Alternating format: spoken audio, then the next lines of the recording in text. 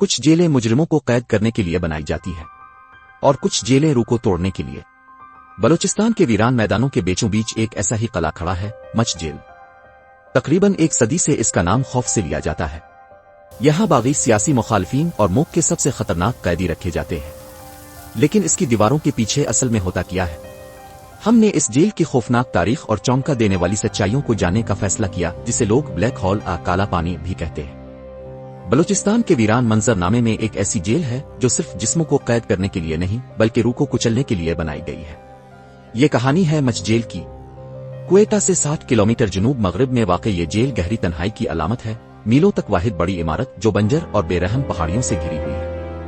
اس کا سرکاری نام مچ جیل ہے، لیکن اس کا موازنہ اکثر برطانوی سلطنت کی بدنام زمانہ جیل بھارت کی سیلولر جیل سے کیا جاتا ہے، جسے کالا پانی کہا جاتا تھا۔ کالا پانی کی اصطلاح کا اصل مطلب تھا کالے سمندر کے پار کا سفر، ایک ایسا سفر جو سماجی کاٹ کا باعث بنتا اور آپ کو ہمیشہ کے لیے اپنی دنیا سے کاٹ دیتا تھا۔ لیکن اس کا ایک گہرا مطلب بھی ہے، موت کا پانی، ایک ایسی جگہ جہاں سے کوئی واپس نہیں آتا۔ تقریباً 100 سال سے مچ جیل پاکستان کے علامتی کالا پانی کے طور پر کام کر رہی ہے، سزا کا ایک ایسا آلہ جو ایک ایسی سرزمین پر بنایا گیا ہے جہاں موسم گرما کی شدید گرمی اور سردیوں کی ٹھنڈی ہوائیں بھی سزا کا حصہ ہے۔ مچ جیل کو سمجھنے کے لیے آپ کو اس کی شروعات میں جانا ہوگا۔ اسے برطانوی راج نے 1928 میں قائم کیا تھا اور اس کی تعمیر 1929 میں مکمل ہوئی، اور اس کا مقام کوئی اتفاق نہیں تھا۔ انگریزوں کو ہندوستانی حریت پسندوں اور سیاسی کارکنوں کو بھیجنے کے لیے ایک جگہ کی ضرورت تھی، ایک ایسی جگہ جو عوام کی نظروں سے دور ہو، جہاں مزاحمت کو خفیہ طور پر توڑا جا سکے۔ مچ کا خشک اور کم آبادی والا علاقہ اس کے لیے بہترین جگہ تھی، جو انسانوں کی بنائی ہوئی جیل کو مزید مضبوط کرنے کے لیے ایک قدرتی جیل کا کام کرتا تھا۔ اس کی امپوزنگ ساخت خود اس کے سنگین مقصد کی گواہی دیتی ہے۔ 13 ایکڑ پر پھیلی اس جیل کو اونچی مضبوط دیواروں اور مسلح گارڈز والے واچ ٹاورز نے گھیر رکھا ہے۔ لیکن مچ کا اصل خوف صرف اس کی دیواریں تنہائی نہیں تھی، یہ جیل کے نظام میں شامل تھا، جس کا خلاصہ ایک بدنام زمانہ حصے سے ہوتا ہے، وارڈ نمبر 9، جسے مرچی وارڈ کے نام سے جانا جاتا ہے۔ مرچی وارڈ سب سے ضدی قیدیوں یعنی ان حریت پسندوں کے لیے مخصوص تھا جن کی روح جھکنے سے انکار کرتی تھی۔ یہاں انہیں تنہائی میں رکھا جاتا تھا، لیکن اصل سزا کھانے کے وقت ملتی تھی۔ تاریخی روایات کے مطابق برطانوی گارڈز تو ان قیدیوں کو سارا دن ہاتھ سے مرچیں پسواتی تھے، پھر ان کے کھانے میں ناقابل برداشت مقدار میں مرچیں ملا دیتے تھے، جس سے قلیل کھانا بھی ناقابل خوراک ہو جاتا تھا۔ یہ تشدد کی ایک انوکھی اور ظالمانہ شکل تھی جو کسی شخص کو اندر سے توڑنے کے لیے بنائی گئی تھی۔ مرچی وارڈ کی شہرت دہائیوں تک قائم رہی، جو جیل کی ظلم کی صلاحیت کی ایک خوفناک علامت ہے۔ اس کی میراث اتنی طاقتور ہے کہ 2022 میں ایک پاکستانی حکومتی وزیر نے عوامی سطح پر ایک سیاسی مخالف عمران خان کو اسی وارڈ میں بھیجنے کی دھمکی دی تھی۔ مرچی وارڈ کی کہانی مچ جیل کے خوفناک رازوں میں سے صرف ایک ہے۔ جیل کی میراث انگریزوں کے ساتھ ختم نہیں ہوئی، بلکہ اس نے ایک نئی شکل اختیار کر لی۔ تو ہمارے ساتھ رہیں، کیونکہ ہم یہ جاننے والے ہیں کہ یہ جدید ریاست کا ایک آلہ کیسے بنی۔ جب انگریز چلے گئے تو مچ جیل کا مقصد نہیں بدلا، صرف اس کے آقا بدل گئے۔ پاکستان کی آزادی کے بعد جیل ایک نوآبادیاتی آلے سے ریاستی آلے میں تبدیل ہو گئی تاکہ اختلاف رائے کو کچلا جا سکے۔ یہ قیدیوں کی ایک نئی نسل کی منزل بن گئی، سیاسی مخالفین، طلبہ، کارکن اور خاص طور پر وہ بلوچ قوم پرست رہنما جنہوں نے ریاست کو چیلنج کیا۔ ان سیاسی قیدیوں کی فہرست جنہوں نے ان راہداریوں میں وقت گزارا بلوچستان کی قیادت کا ایک کون کیا ہے کی طرح ہے۔ پرنس عبدالکریم خان، نواب اکبر بگٹی، غوث بخش بزنجو اور گل خان ناصر جیسی نمایاں شخصیات کو یہاں قید کیا گیا۔ وہ ادیب، رہنما اور باغی تھے، سب کو خاموش کرنے کے لیے مچ کے ویران میدانوں میں بھیج دیا گیا۔ جنرل ضیاء الحق کے مارشل لا کے دوران جیل کی آبادی ان کی حکومت کے مخالفین سے بھر گئی، جن میں پاکستان پیپلز پارٹی کے بہت سے رہنما اور کارکن بھی شامل تھے۔ ان قیدیوں کے لیے مچ بھیجا جانا صرف سزا نہیں تھی، یہ سیاسی طور پر مٹائے جانے کے مترادف تھا۔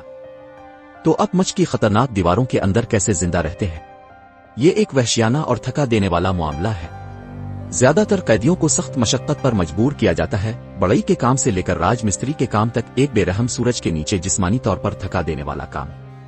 بہت سے لوگوں کے لیے یہ کام ہی واحد چیز ہے جو یکسانیت اور مایوسی سے بھری زندگی میں مقصد کا ایک چھوٹا سا احساس فراہم کرتا ہے۔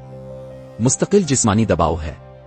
اگرچہ جیل کی گنجائش تقریباً 845 ہے اور حالیہ اعداد و شمار اس کے قریب رہے ہیں، لیکن حالات اب بھی سنگین ہیں۔ صفائی ستھرائی ناقص ہے اور صحت کی دیکھ بھال اکثر غیر معیاری ہوتی ہے۔ ایک سابق قیدی دادن بگٹی نے مبینہ طور پر مچ میں 30 سال سے زیادہ عرصہ اپنے خاندان سے کسی بھی رابطے کے بغیر گزارا، جو اتنا دور رہتے تھے کہ سفر نہیں کر سکتے تھے۔ اس کی کہانی جیل کے بنیادی ہتھیار کی ایک دل دہلا دینے والی مثال ہے، تنہائی۔ اس ماحول میں ہمت اور حوصلہ ایک شعوری عمل ہے۔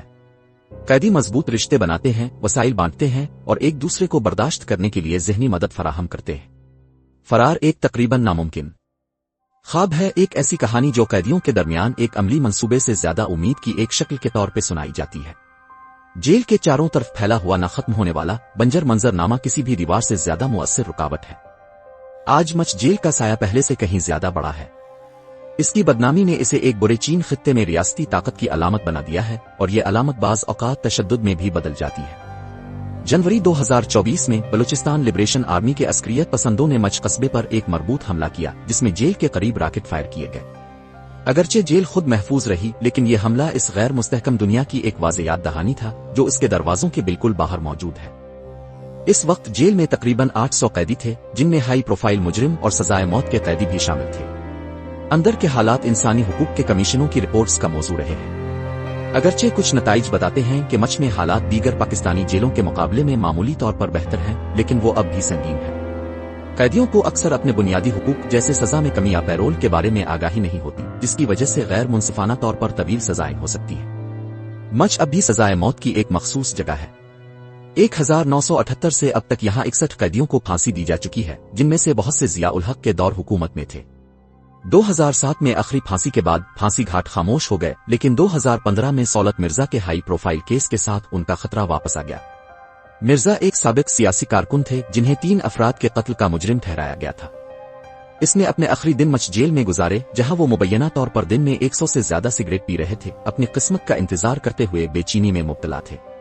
मई 2015 में उनकी फांसी तकरीबन 8 सालों में जेल में पहली फांसी थी, जिसने इसकी शोहरत को एक ऐसी जगह के तौर पर दोबारा कायम किया जहां सजाओं को उनके हतमी अंजाम तक पहुंचाया जाता है। तकरीबन 1 सदी से मच जेल सिर्फ एक जेल से ज्यादा रही है। ये नौआबादियाती जबर के एक आले के तौर पर पैदा हुई और रियासती कंट्रोल का हथियार बन गई। ये एक ऐसी जगह है जहां जोग्राफिया सजा का हिस्सा है, जहां खुद मंजरनामा उम्मीद को कुचलने के लिए बनाया गया है। इसकी मीरास उन हुर्रियत पसंदों की कहानियों में लिखी गई है जिन्होंने मिर्ची वार्ड को बर्दाश्त किया, उन सियासी रहनुमाओं की कहानियों में जिन्हें इसके सीलों में खामोश कर दिया गया, और उन सजाए मौत के कैदियों की कहानियों में जिन्होंने इसकी दीवारों के अंदर अपनी आखिरी सांसें ली। मच जेल के राज छपी हुई सुरंगों और ड्रामाई फरार के बारे में नहीं है, वो इंसानी रूह को मुनज़्ज़म तरीके से तोड़ने के बारे में है।